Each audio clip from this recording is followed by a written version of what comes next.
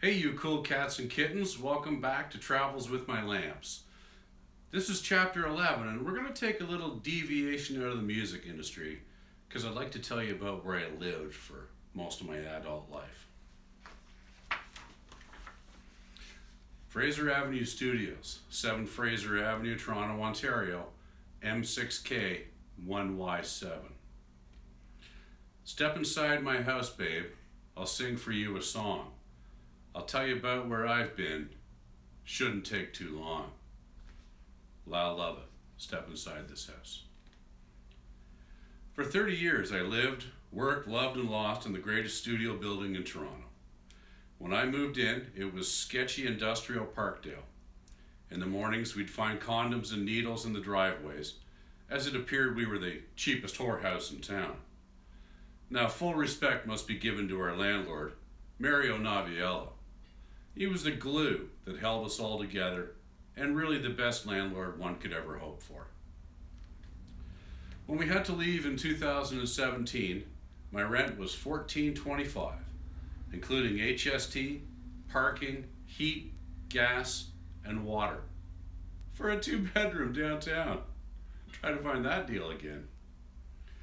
I lived with an average of 35 people in 16 studios, and we had an open door policy. I mean, it was so open door that if your door was locked, everybody had keys, so it didn't matter. We had musicians, painters, coders, filmmakers, poets, advocates, gangsters, both amateur and professional, writers, athletes, nurses, plumbers, a dominatrix, a fetish club, actors, dealers, chefs, martial artists, manufacturers, designers, a few assholes, children, couch crashers, hangers-on, academics, teachers, students, IT types, an alligator named Chompy, many dogs and cats, bicycle enthusiasts, photographers, bookbinders, and all the kitties I had while I was there. Abby, Eduardo, the Toaster, Tripod, and Durka Durka Muhammad Jihad. Let me tell you about Thriller. So we came up with the idea to learn the iconic Michael Jackson Thriller dance. Now we had an ace in the hole, Desh Fernando. He kind of looked like MJ, and he even had the red leather jacket, and he knew how to choreograph. So for several weeks, this was rehearsals, and it was way outside our comfort zone for many of us inside the building. But the fraternity kicked in, and we met for rehearsals Friday night, 6 o'clock, for about 6 weeks. We even had a legit ghetto blaster that ran on 8 D-cells to power a cassette with our music on it. Now, Toronto had a zombie walk event that departed from Nathan Phillips Square, so we piled into my minivan and drove to City Hall. Now, as we were scouting locations, I went to see my friend Bernie Sandor, peace out, bro, who was mixing that day, and I asked him what kind of walk-off music or how the show was ending, and he responded with, "I have no idea, these zombies don't tell me much." So we put our sound system into his PA, and when the march started, he blasted our music and we started dancing right in the middle of the parade. By the time we were done, we had thousands of people around us, and there must have been 1 million photos taken. Now after the crowd left, I asked Bernie if we could do the dance on stage, and he obliged, and we ran through it with the big sound system pumping. And from there we went to the Eaton Center, main fountain, did the dance there. As we got near the end, security was heading our way, so we wrapped and scooted across the street to the Hard Rock Cafe for a beverage. Now we must have looked quite a sight. There was 8 of us all dressed up like idiots, so the manager came over and asked us what we were all about. When we told him we were flash mobbing Thriller, he tells us that Thriller is up next on the soundtrack in the restaurant. Well, we only know the 2-minute version, but that's a long one. And he said he'd buy us a round of drinks, so as it started, one by one, we got up from the bar, we started stumbling around the restaurant like zombies as the manager cleared away a few empty tables. Now at this point, most people were pretty confused. They had no idea what the hell was going on, but then it was time to drop the beat. We all gathered in the dance floor and busted it out as the crowd erupted into cheers. We danced right on out the door and back out onto Yonge Street. Then we went to the 4-way intersection at Yonge and Dundas and started our dance. It's a short light, so we were just over halfway through when the car started moving, and we had to beat a hasty retreat to the sidewalk. And exhausted and with makeup running, we all went back to the building to celebrate with adult beverages and relive the day.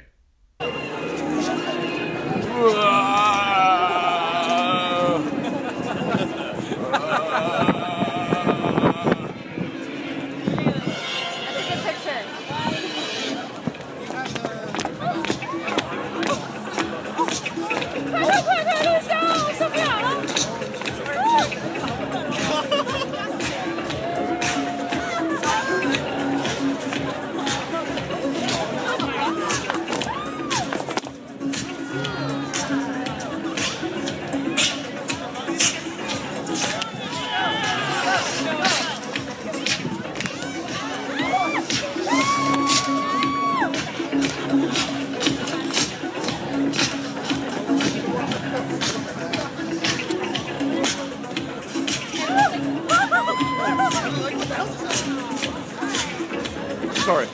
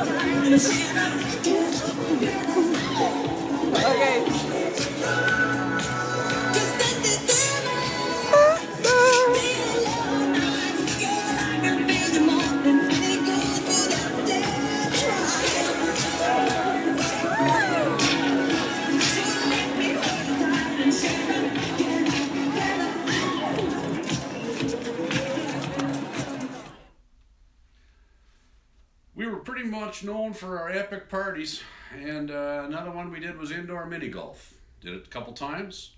Someone came up with the idea to set our studios up as an indoor golf course, and we'd play 9 holes in the middle of winter. Preparation started immediately, with every studio plotting a different layout, custom designed or built with scrap. For my place, I had a strobe light tee off, a hard dog leg through a light stand forest, blue duct tape on the ground for water hazards, and when you got the ball into the cup, it played a very rude sound effect. The night of the party was incredible. People showed up in the finest golf attire, and we proceeded to play up and down the building all night long. My neighbor Mo went pretty deep on the design. He spent a month building a monster course with plumbing parts, funnels, buried hockey table, as a whole with a red light. And as it was the inaugural tournament, well, we had magnums of champagne for all the winners. So, first prize, hole design winner, Mo. Chugs the champagne, passes it around. Second prize, best team score, winner, Mo.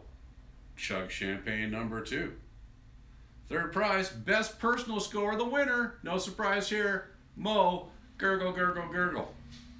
We didn't see Mo for almost a week. Now, in the middle of all this, we did have a loony neighbor, and she called the cops on the noise, and 2 officers showed up, and they asked what was going on. And when we told them, they asked if they could play a hole. We said, sure, as long as you ignore all the illicit activities. And they said, yeah, we don't care. And they played a couple of holes of golf with us. So now, remember these folks? In the beginning, there was Laser Geek. Now, he was a close-talking mad scientist, kind of like the robot chicken guy. Now, back in the old days, lasers required high voltage, access to water, and a perfectly flat surface. So Laser Geek went about pouring 2 4x8 concrete slabs as tables in the middle of the space. Now, unfortunately, once the slabs were made, the reality of getting power and water to the lasers made the project collapse, and he moved out. So one night, I come home from the gig in the middle of the night, and I hear a commotion down the hallway. And as I go down to investigate, I turn the corner by the bathroom, and I come upon Mario and several lads, and one of the slabs, vertical on a dolly, pushing it down the hall. It kind of looked like the monolith of 2001, except this was 4 in the morning and a bunch of neighbors were moving it.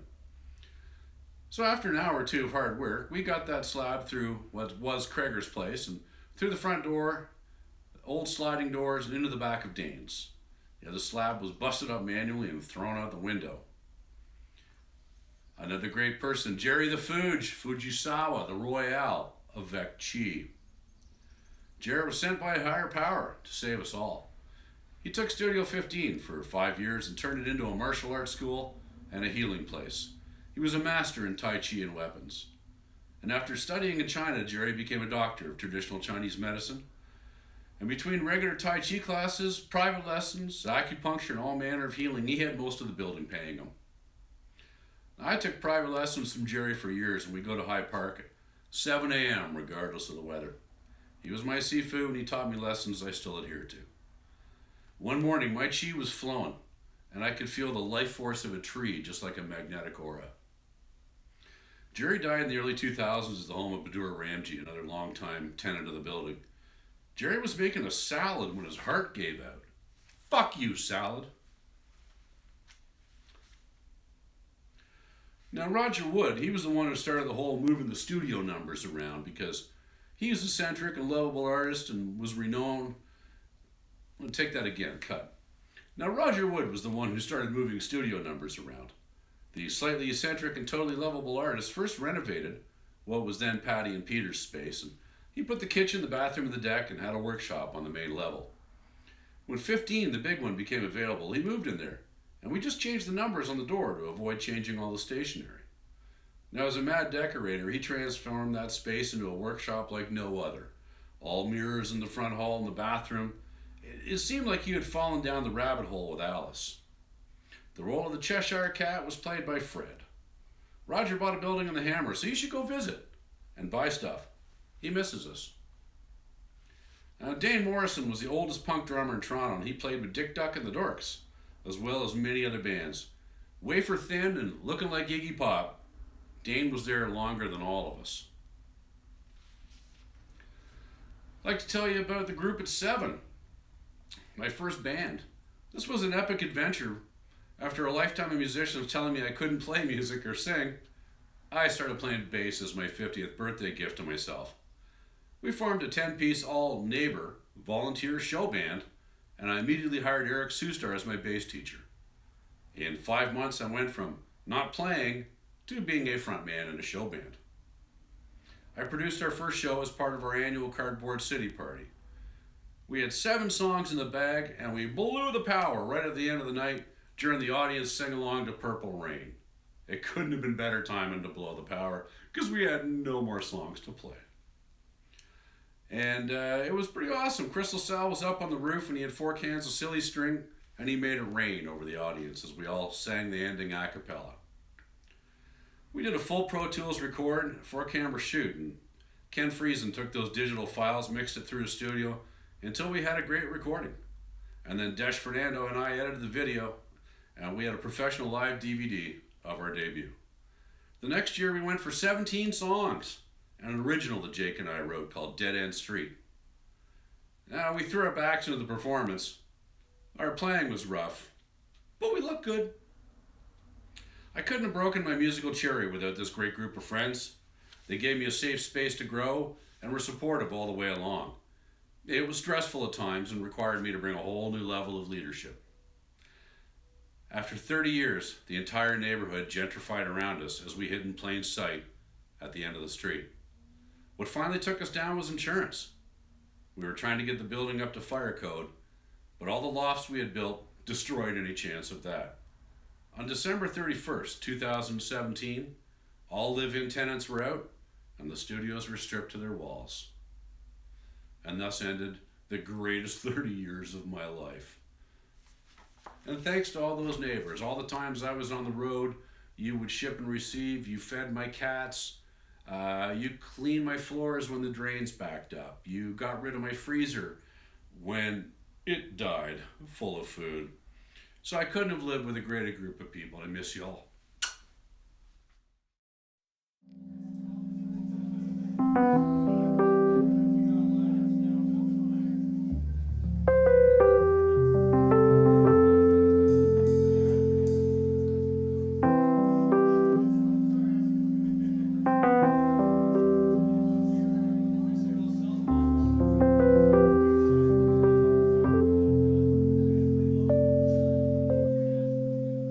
The ceiling leaks at the end of the street.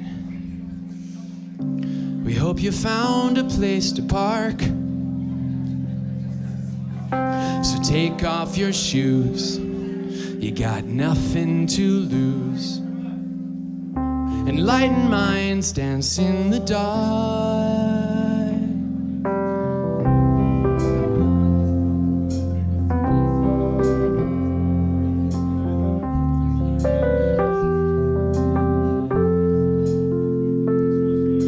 A friendly slap from a leather strap.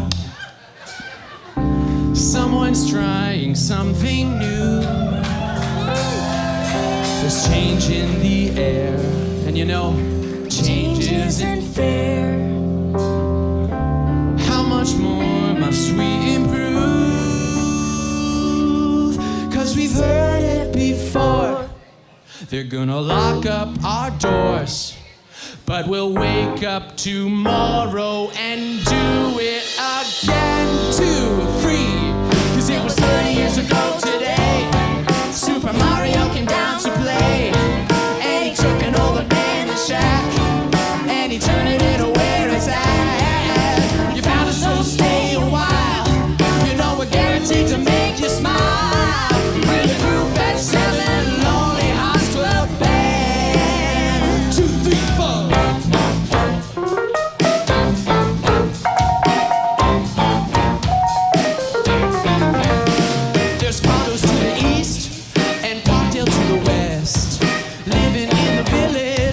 Billboards in the nest, Bohemian at least, we hide beneath the stars.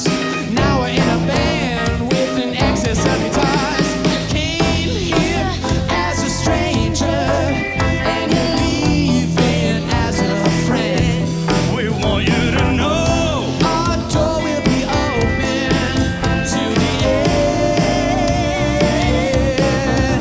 We've been washed up on this dead end street with a crew we never train. They can tear